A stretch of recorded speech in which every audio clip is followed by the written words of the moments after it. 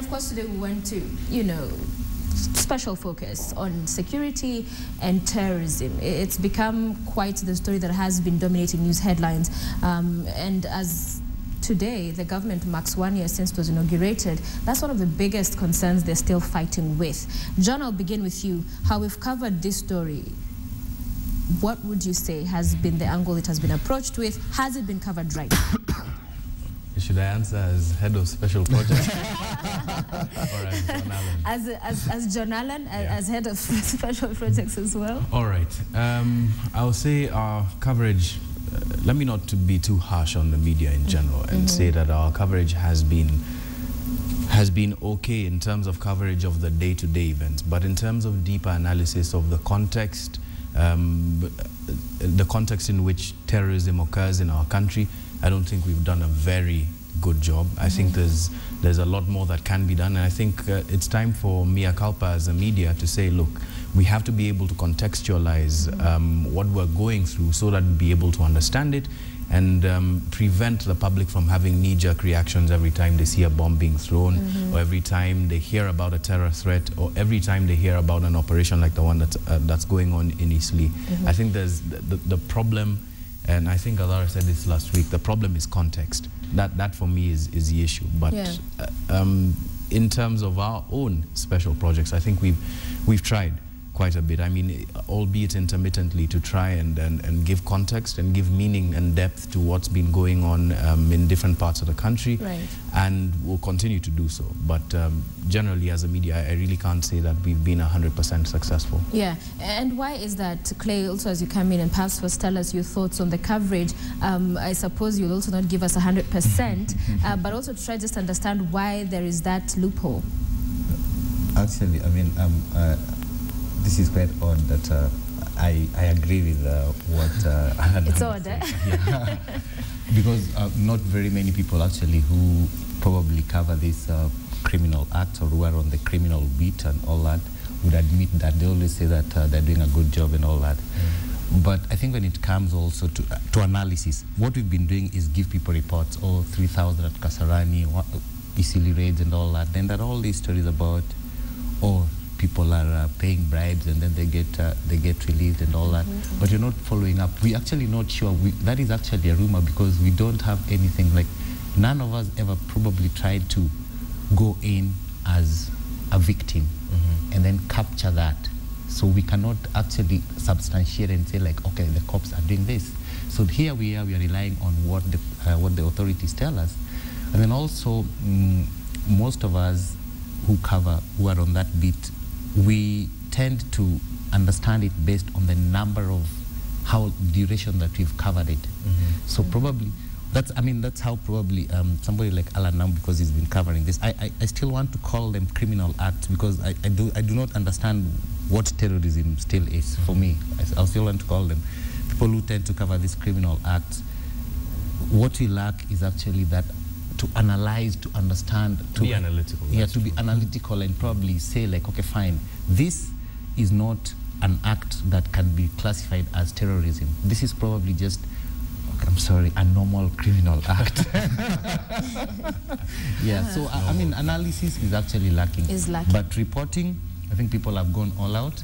And the fact that people have been denied access to a place like Kasarani, that hinders almost everything. You don't know whether people are being killed there. The other day, there's also another story that there's a lady who gave birth and the child died. Yeah.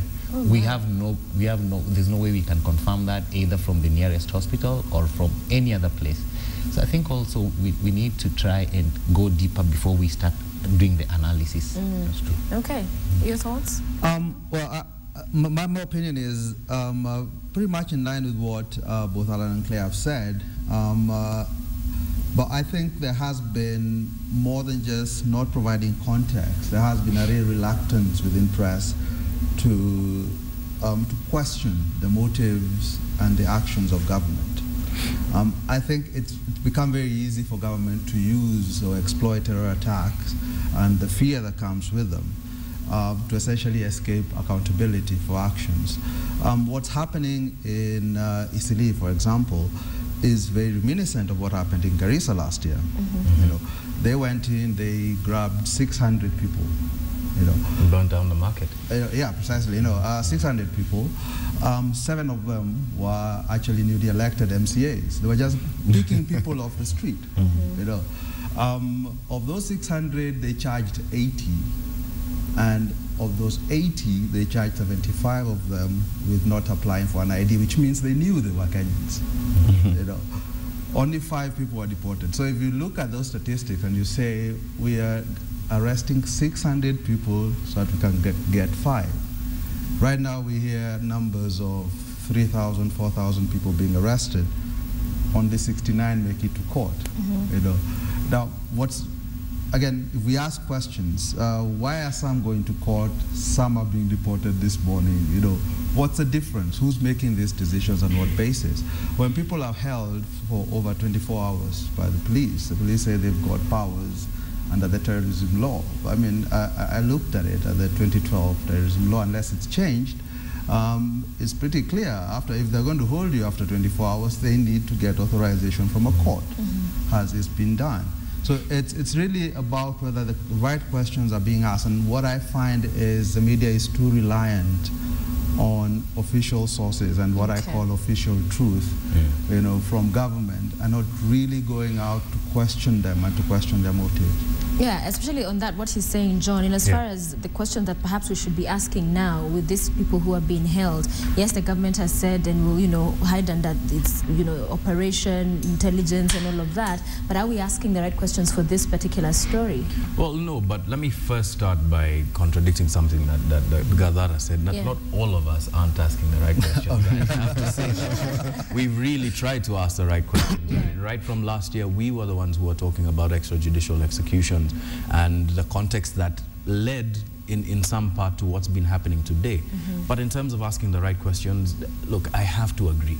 We're not asking the right questions because we're relying on the official truth, and there is this reluctance to be able to question what's going on in Isli because we are afraid. And look, let's face it, we also live in the same context. We also live in the same country. What are we afraid of? We're afraid of falling foul of the people who will say, look, these guys who will collectively punish people for the crimes of a few. And you can see it happening. You can see the conversation happening online. There's this very general look at what's happening at Isli and saying, yes, they deserve it. They deserve this kind of treatment. They deserve what's going on. And I don't think that's fair.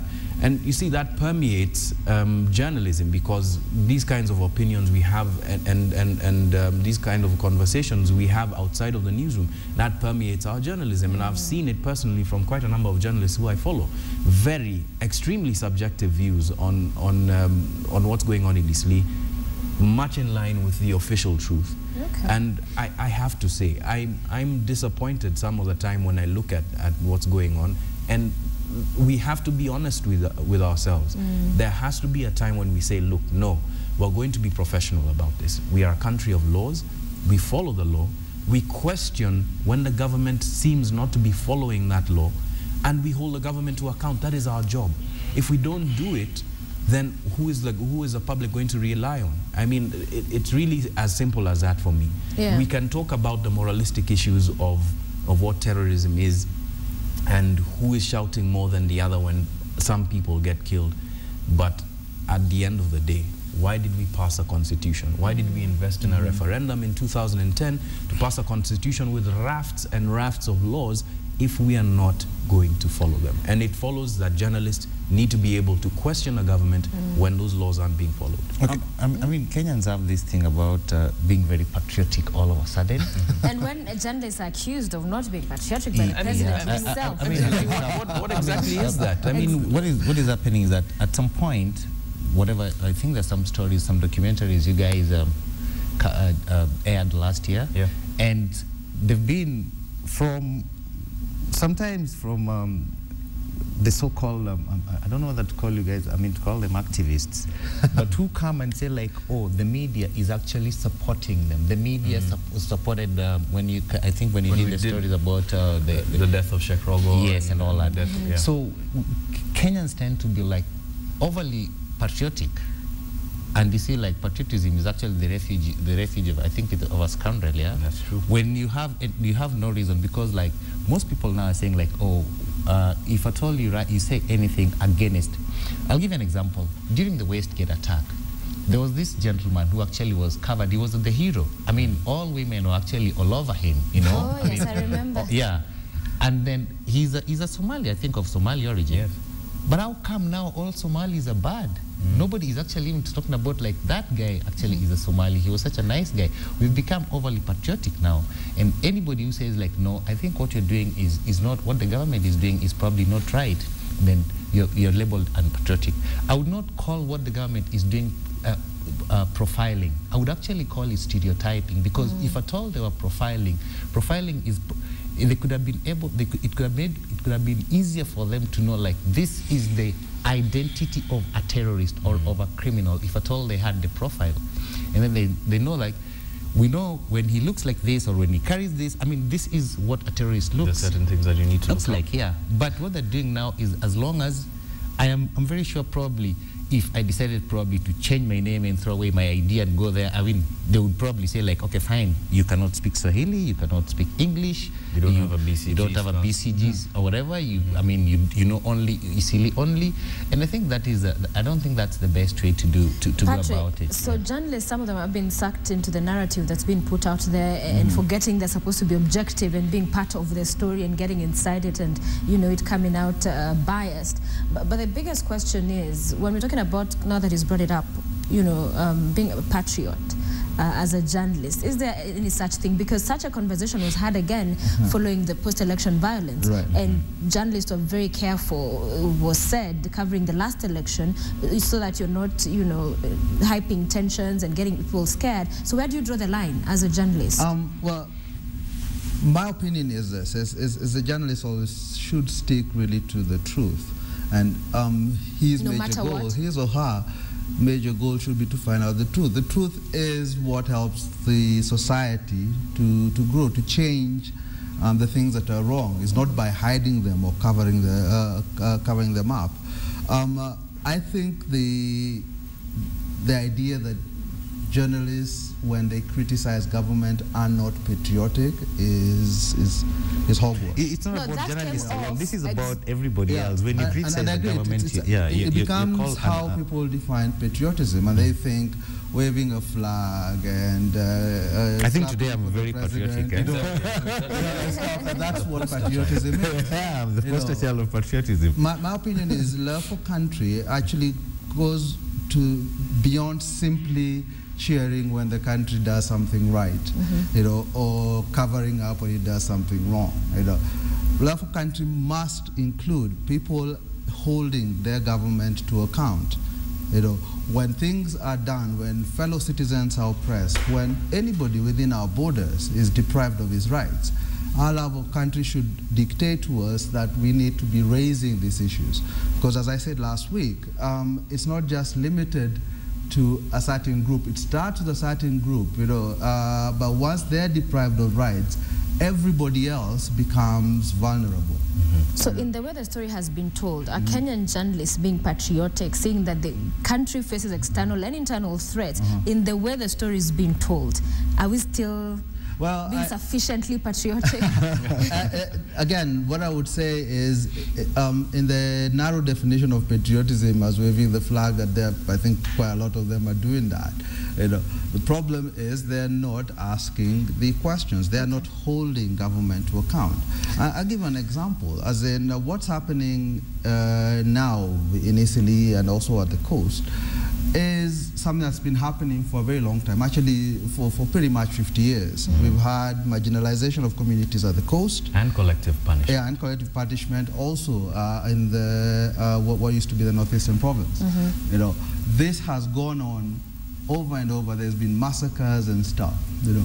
But this history, this context does not infuse our discussion of operations such as this or the one in Garissa. So we've not been asking questions for all this time, for well, over 50 years. I think that I mean, minimal are questioning of the motives of government, you know.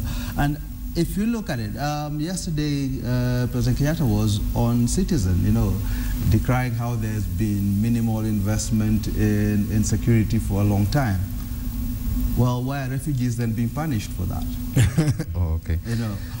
And these are my questions. Is the government scapegoating refugees and ethnic Somalis, to cover over its own failures? All along, some 2 reports I was reading yesterday, and they detail how the quote-unquote war on terror has essentially been carried out not through intelligence gathering, not through investigation, not through targeting terrorists, but collectively seeing populations at the coast and the northeast as if they are all terrorists, and making it sort of, it's up to them to prove they're not terrorists, not us to actually seek out the individuals within these communities or even outside of them that are actually the problem. John, you remember when we covered the Westgate, and that's actually when the Convention about Patriotism came out, saying that the journalists were exalting or glorifying the terrorists by showing what they could do or what they had done, and that should be kept aside so that, Kenya looks like the strong man in the question. You see, having been at the eye of the storm at that time, myself and Mohammed and our team, I can say for a fact that, first of all, patriotism, I think there's a quote, patriotism is being truthful to your country or being committed to your country and committed to your government when they deserve it. And I ascribe to that. Now, in terms of Westgate, that for us was an opportunity for the country to see itself for what it really is from a security perspective. There were very, very many things that came out of Westgate that, had we been honest about mining that entire event and not seeing it through, it's important to be able to see through the eyes of the victim and to be able to sympathize and empathize with the people who lost lives there, because it's very important that people feel that they are important and their lives are important. Right. But the wider question of security, in my view, we are still struggling to answer. I think the best thing about the throwing out of the report on Westgate was that there still are questions that need to be asked. When soldiers from what I hear as well, police and other security agencies walked into the mall a few days after and started looting, all right, what is that symptomatic of? When we were not able to contain the situation within the time that we were, granted it was a new style of an attack, at least from what we've been told by security agencies, why didn't that happen? Actually, why aren't we asking those questions? Actually, if you looked at the report that was thrown out by Parliament, and I think a lot of other people also agree with this, that the Recce squad had pretty much contained the situation by 5 p.m. everybody agrees with that assertion. So my question again would be, and this is why I'm saying we don't ask the right questions. Who called in the KDL? Yeah, but you see, I think this. But those are exactly the questions that we asked, and we were branded as being unpatriotic. That is exactly what we are. People ask these questions. I think for Westgate, I think they really tried the aftermath to ask all these questions. Like, that is how we came to know about the so-called looting and all that, because people were asking these questions and to inform Kenyans. But you see, this idea of that it was wrong. The other day I had an argument with somebody, once or twice. I don't tag you on Twitter very much, when he was saying that by giving a live coverage of Westgate was wrong. And I asked, did you watch it? Because I wanted him to tell me, yes, I watched it. And then I would tell him, it was being covered because you see, you were watching it. That is why. So it had an audience. And I think also the best thing to, covering it live or covering it, actually giving it coverage, was to let people know that this is what actually you're exposed to. So you don't just leave there that what you don't know won't hurt you, and actually you will get hurt eventually. In Kenya, what you don't know will hurt you. Yes, it happens all the time. But you see also, nobody after that, if you listen to some of these elected representatives, what they say about that report is that I think when the one during the sittings and all that, they were actually invited to the Department of Defense. I listened to one of the MPs was a member, he refused to sign it. But they were invited to Department of Defense, and he said, like, what am I mean, these are the people we are actually investigating. So why should I go and probably have break bread with them? You see, so even the people who did the investigations, yes, journalists, the media, we can ask the questions, but after that, what? I mean, we don't make the laws. The guys who actually make the laws are the parliament guys. They're the guys who legislate. So it is from there that actually any further steps can be taken. And if you listen to Mr. Kenyatta last night, what he said is that he decided not to hold another commission of inquiry because parliament was doing it. Right. Because it's only parliament. After that, we can do all these things. But what laws can the media pass? Just a minute. And sometimes I think also we tend to be very, very unfair on the media. It's like nowadays we wake up and say like, oh, you ask, have you bashed the media today? I mean, I think that's what nowadays it comes out to be. Yes, to some extent, I would agree. To some extent, I would agree because you see, you people ask these questions from outside. We, from inside, we are equally frustrated. You see, sometimes you ask these questions of individual journalists, but I'll tell you that actually what you guys see, the media here, is not, what you guys see is a very small problem. We have a bigger problem, a very big problem, which probably you guys don't see Which is the problem? Yeah, you still don't see it. Well, why don't you articulate it? What is the problem? Tell us. Because you see like, the shortcomings that you have, like, okay, fine. So how do you even access probably a place like Kasarani now? If you decided like, you need support from maybe the media council or the bigger media body, will they actually give you support and say like, no, we want the Kenyan media to access that place?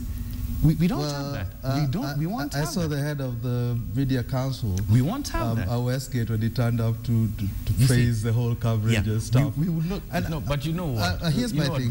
Look, you have to agree with that. That there is a certain level of support that the individual journalist needs to be able to do their job. No. A journalist needs guidance and they need protection. Those two things, over and above the salary and everything else, guidance, protection, and we need to feel that. There are media houses, like to an extent I'd say the Standard Group does a pretty fair job, at least from my own perspective, of doing that. But there is a lack or some sort of a lack of a safety net where a journalist feels safe enough to say, I'm going to go here because this story is important to the public, and I know that I am being backed not just by my media house, but by the fraternity itself, saying that this is a story that is important to be told. We don't have such a strong media body. What we have is that the Media Council, then we have the Kenya Union of Journalists, which actually is not a professional body. You've heard of probably, if you've heard of Eric Mutua, is called Eric Mutua, no, LSK guy. Oh, Eric Mutua. Sometimes actually when he goes and says like, no, you cannot do this to lawyers, because that is a professional body. Right. What we have here is KUJ, which actually is affiliated to, is a trade union. Okay. You get? So but will these bodies become strong in and of themselves? Will it not be a push or a desire of the journalists themselves to make these bodies work I get, and be but what you want them to be? these are some of the challenges actually that we are accepting that we actually face. So right now, in other places, yes, trade unions are not bad. But right now, if actually Jonh, Allan, Namu probably got fired, do you know that there is no union that actually is going to say like, no? By the way, this guy was fired for the wrong reason. For the wrong reason. Right. We don't have that. Some other, we don't have that safety net. Some other countries have it. Some other countries have but it. let me accept that there are structural issues with the press. I mean, one of the frustrations that I face is in why, in the first place, it doesn't seem that certain issues, questions. Today you've said that word quite a number of times. Yeah, I know, and it does become frustrating because to ask these questions, to raise these issues, is not to write laws. I'm not asking journalists to write laws. So they're not asking, in your opinion, not asking these questions because they don't know? One of the major roles of the press, of any press, is to set the agenda for the country, to say these are the important things that you need to be discussing. You know, when they abdicate that, when it becomes, it's the politicians who will tell us what are the things we should be talking about, you know, then we're in problems because we will talk about the things that matter to them, not to us. Okay. You know, and I think in Kenya, one of the biggest beefs I have with the press is that abdication of that role. And why I keep saying ask the questions is set the agenda. Don't just take it from them that this is what's important. You know, when last week we were talking about what was on the front page of the Standard, you know, don't just take it from government that it's important because they've thrown a press conference. You know, you decide. Sometimes let's sit down but and we're outnumbered. as a press, take back that role of setting the agenda, saying, well, Kenyatta might want to talk about this, but this is actually what's outnumbered by who, Clay, very quickly? By that I mean is the same way you see, like when you go and you said we want to cover Westgate, and then you're labeled unpatriotic. You see, and it's not just by the government. Actually, a big section of the population, including journalists. If we are honest. Yes. Why are you covering this? The other day, I think when one of your professional colleagues, his documentary was about to air, and people said, complaining that this thing is going to kill tourism at the coast. And I asked myself, kill tourism at the coast? Already there have been all these fights between the youth and the police and all that. How is this going to do it? Yeah. You see, so that is how, even before the thing airs, we've already started castigating that actually this is an unpatriotic act. That is how we get drowned out. All right, we have about 2 minutes before we take a short commercial break. When we return, I want us to focus on the 1 year because that's also very important for the Jubilee government. But investigative journalism, it's a whole different, again, spectacle when we're talking about coverage of these stories. You're in that, and I remember when you were here for the Friday chat, the definition of what investigative journalism seeks to do, perhaps you can take us through that again, is see the world as it should be or something of the sort. Yes. You'll take us through that. But we don't see much of that often. I think right now, KTN, we've done quite a bit of those. Across the board, there's not much of investigative, of really going deep. I know it takes a lot of time, it's a lot of work. Why are we not also investing in just, you know, ensuring that these stories, the backstory, the hard questions, which take time perhaps to seek the answers, are done? Well, there are a number of things, there are a number of levels to that question that need to be answered. There's the systemic issues with investigative journalism. Investigative journalism is expensive. Expensive in an investment, and you pointed to this, in terms of the investment of time and the actual resource of the individual. Like, for instance, when Mohan, myself, when Kasim, when Dennis and all of us are doing investigative reports, it gets to a certain point where you can only focus on that one thing. And you're a resource that the company needs to be able to do more than one thing. Right. So that kind of investment, that kind of personal sacrifice is something that not many media houses are willing to let their own journalists make. But a second level, and I'm not trying to chest thump here, it's really just bravery, right? Bravery, not in the sense that you're going to go and put yourself in harm's way to be able to tell this fantastic story. No, that's not what I mean at all. Bravery to be able to, like Alara keeps saying, ask the right questions. There are investigative journalists around the world who have made careers and outstanding careers out of simply reading public documents and asking the right questions. And probably I think 2 or 3 stories per year. Yeah, and you see, I think perhaps maybe I'm responsible for this in some way, but the way investigative journalism is seen in Kenya, at least from what I've heard, is that you have to be in a dangerous place for it to be investigated. That's absolutely not true. The investigative journalists, the investigative topics that you could do with health, you know, with society, all sorts of things. Investigation is really bringing to light what cannot be seen, shining a light on the things that are going, chiefly, that are going wrong in society, and being able to show society, look, this is what is going on. This is how it ought to be, at least based on these laws and based on these tenets and based on what the prurient interest is. And I don't think that latter-day journalists, and I'm being general here, being fairly general here, I don't think that there is that sort of personal investment in wanting to know. Yeah, I think there is... And especially on security. Yeah, I think there is a fundamental, again, generalizing within the press, there's a fundamental lack of curiosity. I personally think all journalism should be investigative in nature. Yes, I mean, everything it should be. Because you should be about interrogating stuff. It's not about simply reporting what was in a press Yeah, release. Gathara said this. We have too many reporters. There are far too many reporters in our So news. we should shift There from... are far too many reporters, Yeah. not journalists, basically. Where you're in if you're covering security or you're on the police beat, what you do is you will go there and get the report from the cops. And that's it. And you become friends. You're such good friends with the police officers and all that. That is what we do. And then when so it you comes, you just change the day. Yeah. The number of criminal guns it's that like were you have found in a court, you you have a put it template. somewhere else, you know. You have a template. You have a template. Actually, those are the people, the biggest, probably, I think the weakest part of coverage is actually the people on the crime beat. Sometimes when you become too close to the police officers, to the authorities. When you become too close to anybody, I mean they give you the same thing. They churn out. Isn't the challenge for such journalists to feel like when they need to be close to these people because this is where they'll get the exclusives, the info. What exclusive but do you also, get? Like 20 people were shot dead and they give you the same press release that they give me the same one. I get what you're saying. That's what I'm saying. There's a level of access that you will get by having police sources. That is undoubted. True. But the paradigm has to be that there is a crime that was committed. The police say this. Right. What do the people on the ground say?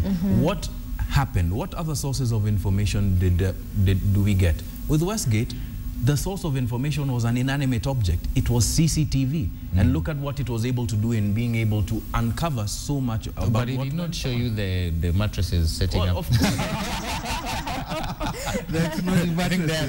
Finally, Patrick, before we go on break, some people at that particular time on Westgate, just before we wrap on that, felt that they were getting more information on the story from international media than from the local media. Did you get that sense as well? Well, I got the sense the international media were asking better and more questions than the local press were. I think they speak better English. Better English. I don't think it's just better English.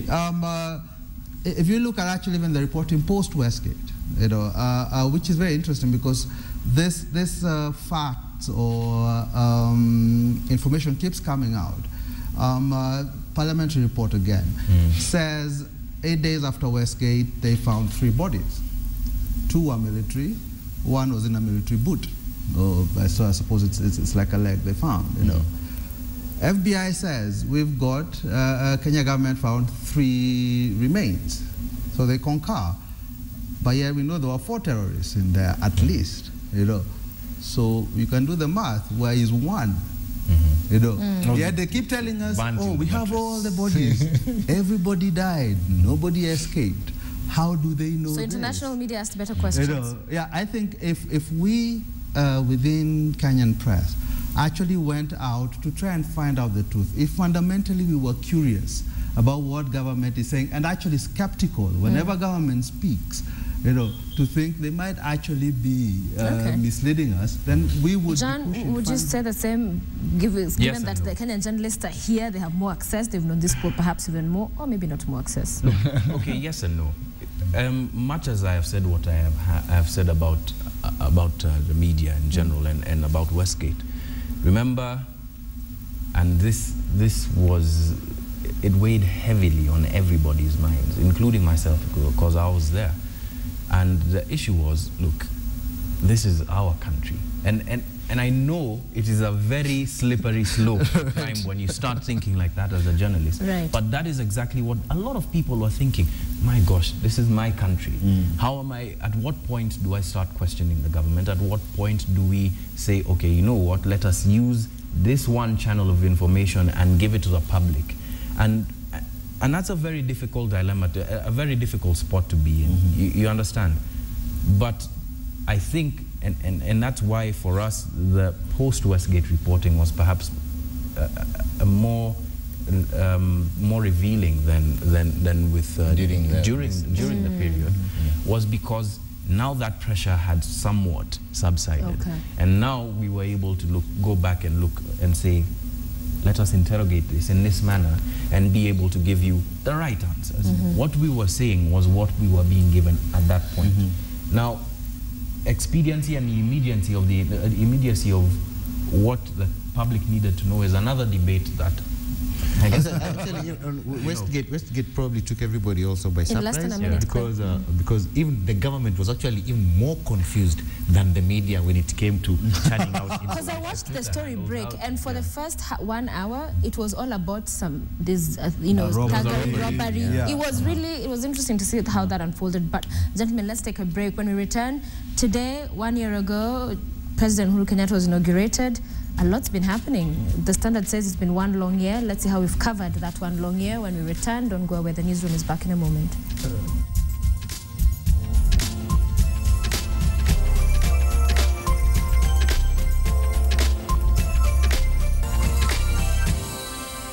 Welcome back to Morning Express. We are on the newsroom now on this 9th day of April, the day exactly 1 year ago President Uhuru Kenyatta was inaugurated. And for the next few moments, we want to focus on that 1 year since he got into power. And with me on set is Jonh, Allan, Namu, editor of special projects here at KTN. We also have Muganda, a writer, and Patrick Gathara, who's a writer, a cartoonist, and a blogger as well.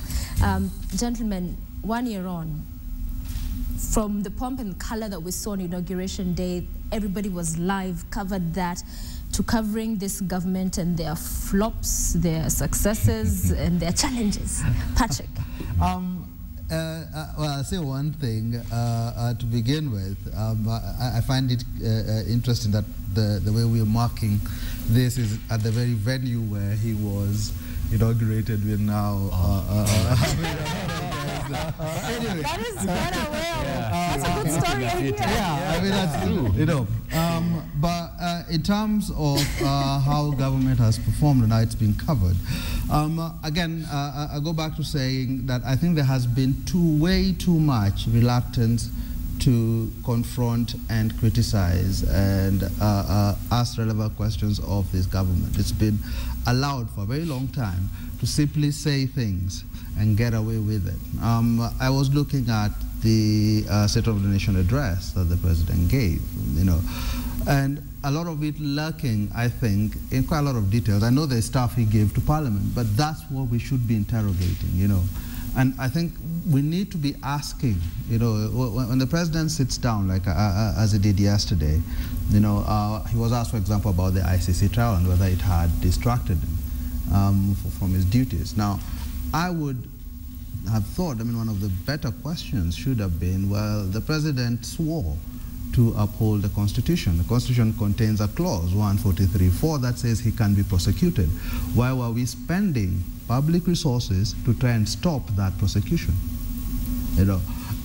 And for me, it seems that when he just says something, we run with it and we agree. When you look at corruption, which, by the way, was not in his inaugural address, he didn't even mention it, And right now we are seeing sort of like a comeback of the grand corruption of Kibaki days, of Moi days, of Kenyatta One days, We really need to have not just a situation where the president says, well, I've stepped back, investigations can be done and stuff, but one where we actually start looking as to why these investigations aren't bearing fruit. Why, over a very long period, and it's not just during his tenure, but even before, was the last time we had some quote-unquote big fish had been grabbed for corruption. In fact, we were in a situation, I think, where we are almost being partnered every time you say that, they tell you Kimunya, but it's out. It's not in the streets. In fact, the only person who I can think of over the last 20 years who've actually jailed was Gathara for the National AIDS Council money. I think it was 2 million or 24 million. Then she was and then she was pardoned. There are certain systemic problems that are there. And if the president simply says, well, I'll step back and wait for EACC to do an investigation, he's ignoring those systemic problems. All right. Clay, 1 year on. I think covering these guys for the past 1 year is the media has been lost in the muddle. After Karibu Chai. The media, not even that. The tea thing is a totally different thing. Actually, the media needs kurudisha mkono. It's only that there's no place where they'll do that. But I think the media has been caught in the muddle because there's been a lot of conflicting information coming from the ways the front page of Standard is. It's like there's been so much conflicting information coming from both sides, you know, and they meet in the middle, and the media is actually right there in the middle, because almost every hour this government has a new hashtag of governing. Yeah, almost every hour there's a new hashtag. And I think the people who've actually probably let them down very much is, as you say, that when the government says this, the one arm of the government, one finger of the government says this, another finger says another thing. I mean, yeah. And they seem not to know. I think the government needed to invest more in communication officers, because you can't have one person probably at State House and this person is supposed to speak for the government. I'll give you a very minor example. Every time we talk about devolution, every time you see Anne Waiguru, you only see devolution, money for the governors. There's an equally very important aspect of her ministry nobody talks about. The 30% tender for the youth, the Uwezo Fund, the disaster management. You see, all these things fall under her. And actually, they're equally important. Like, if we could address, if probably she took time to address it's called AGPO, access to government procurement opportunities, the 30%, the governors would actually, it would be easier for them, because the youth would at least somehow have been taken care of by the national government.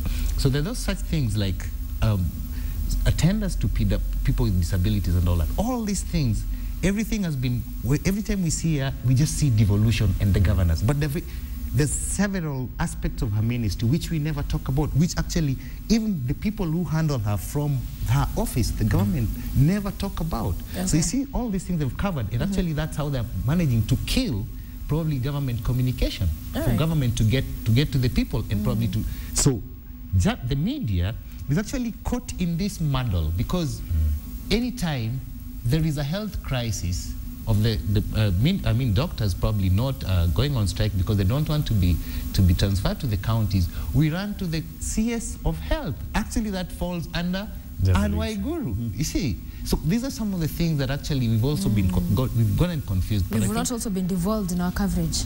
Yeah, I mean, we tried, but these guys, I mean, they did not understand. They did not understand. Okay. So that is what actually has made it very difficult for us also. Okay, John. Yeah. Their ignorance has rubbed off on us, unfortunately. I have to agree with Clay. There's a level of understanding that doesn't seem to be there when it comes to governors, when it comes to the government itself, but also when it comes to the media. Excuse me.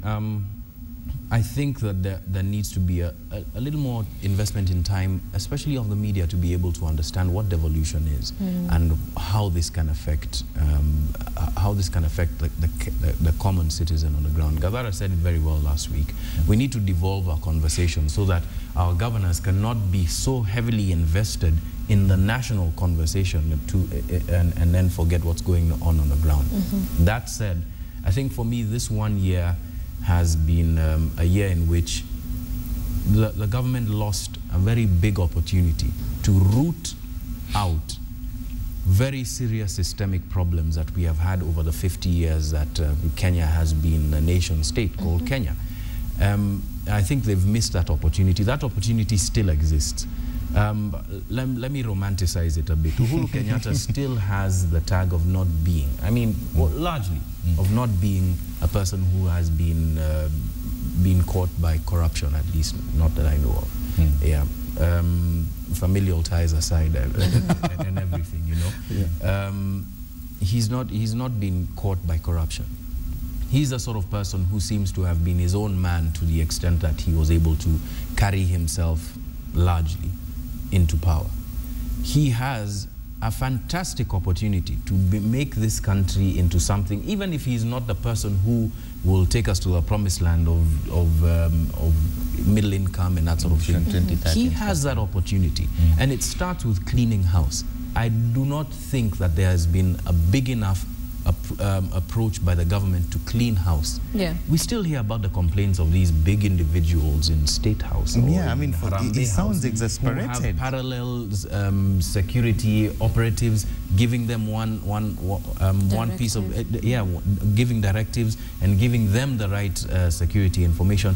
How can we hear about this a year on? A year on, that's something that they need to be able to take care of. For me, the biggest thing that they needed to do was that systemic rooting out of all systemic ways, and being able to settle and sit wakai sawa sawa on the issue of security. Are we reminding the government that they'd said they'd give an audit of the ghost workers? They said 1 month on. Has that been forgotten since nobody from right government now is we are not talking even talking about the it? ghost workers. Actually, now we are talking about staff rationalization. Yeah. You see, it's actually also, because we see Waiguru and we see devolution, which actually also falls under her ministry, under her docket or something like that. You see, they missed an opportunity, as they're saying, is that they got in with there was a lot of goodwill. A lot, even from the people who didn't support. But this is a common Kenyan thing. Kibaki got in with a lot of goodwill. Nak got in with a lot of goodwill. But actually, for the president to sound so exasperated and say like, there is corruption, for Mr. Kenyatta to come out and say that there's corruption in his office, I found that to be like, I wondered, who writes this gentleman's speeches, or actually who is his? I mean, you don't do that. No, he was being pedantic. You see, because you're actually, it's like you're going to the people telling them like, you can't just you can't just get rid of a civil servant like that. That's what he said last night. But he was being pedantic about it. I mean, there is a certain way that a president can handle something like that to be able to show that, you know what, I'm rooting this out. I have named people who have been involved in corruption in my office, and these are the people who are going to be interdicted. But actually, because you cannot say, you cannot say that I don't want to name people. He can't be so pedantic as to say that I'm going to let them go into another place, and as they're being investigated, no. Because what is interdiction for? That I think was, I mean, like, the judiciary did that the other day. Interdicted them. I will say one thing. I mean, one of the, I would say, the hallmarks of this administration over the last 1 year has been its ignorance of court orders, you know, which I really think need to be taken, it needs to be taken to task about, from SGR to the rest, you know. But going back to what you were saying about systems, I think that really hits the nail on the head. It's about us pushing government to start analyzing and discussing what is the problem with our systems. Take roads, for example. You know, big conversation about roads, about deaths on roads. You know, not so much about the causes of deaths on roads. It's always knee-jerk reactions. Let's bring in alcohol, let's ban night travel and stuff. But I think it was the Swedes who have a very interesting law where they said that any injury or death on the road is the fault of the person who designed the road system and the people who maintain it. You know, that if we look at how our road systems works, what are the incentives within them? You know, we don't end up with a situation where we pass laws, which we do. Every time there's a big accident, we put up fines and things. But what these fines end up doing is actually feeding money into the coffers of government, but not really doing anything about they don't use this money probably for safety. I mean, I remember in December of 2012, we did the same. Yeah, just very quickly, we did the same. And in March, they had a report where they said government had gotten about 500 million shillings, and they called it a success. But actually, the death toll didn't change. So what was the purpose? So unless we start investigating these systems and saying what they lead to, then we can actually start passing laws that make sense, and not ones that just just one quick thing also. I mean, aside from the government, there are also people who live in this country and have lived in it for the past 1 year. I think also the citizens need to be able to just say, okay, you know what, I'm going to stop being corrupt. We have to be able to, at a certain point, try and be better citizens as well. We can blame the government from sun up to sunset because there are numerous challenges that they face and are not living up to. But at the end of the day, we also have a responsibility. Whose responsibility is it? Yeah. Well, we tried stopping it when Nak came in. We tried and we failed, but we can try again. That's the thing. I have a real... We must end, yes. Yeah, but I really have a problem with people saying it is Kenyans' fault. Actually, Kenyans are reacting to the system that has been created. You know, when cops grab you at 3 in the morning and they want to put you in, you know, the cost of you simply showing your innocence is so high that it's an incentive for you to actually bribe. No, well, actually, That's true, when you have a difficult choice, it's a difficult choice, but it's a choice nonetheless. Right. And we have to start choosing good more. And that's all I'm saying. All right, Jonh and Namu, editor special projects here on KTN, Clay Muganda, writer, Patrick Gathara, writer, blogger, cartoonist. Gotta say them all. Thank you for being with us on the newsroom this morning. Great conversation. And I guess our coverage for the next 1 year begins today. Yeah. As well. For the next 12 months. On the next 12 months, yes. Thank you for being with us. And we're glad you're watching Morning Express. We take a short break. When we return, we have a news update for you. And of course, Chris Hart is in the house as well. Stay with us.